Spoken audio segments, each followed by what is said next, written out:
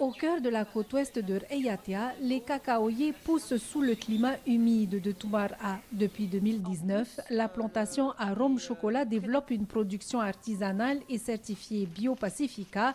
Ici, tout commence dans les arbres avec des cabosses cultivées localement avant d'être transformées sur place. C'est primordial parce que j'ai commencé à planter parce que je m'étais renseignée avant de faire du chocolat et j'avais lu beaucoup d'articles sur l'organisation d'une filière cacao en Polynésie, les difficultés qu'avaient les chocolatiers de Tahiti à s'approvisionner en cacao pour pouvoir faire du chocolat made in Tahiti.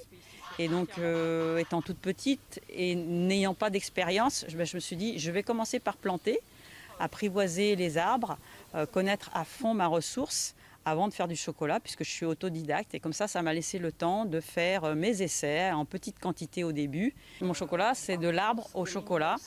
Après la récolte, les fèves sont extraites des cabosses, puis fermentées et séchées au moins 8 jours.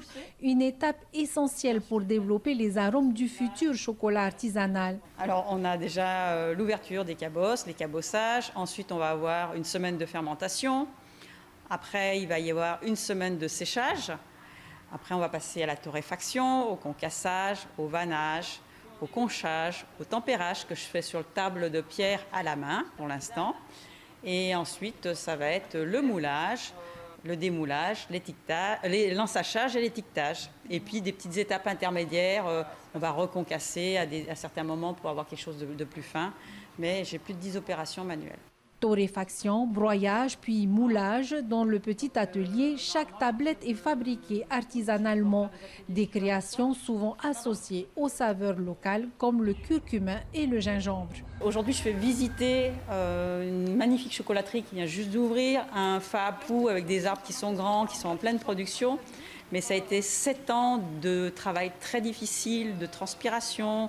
Je suis fière d'avoir tenu le coup et d'arriver maintenant à montrer quelque chose qui pour moi est de qualité et qui me fait vibrer.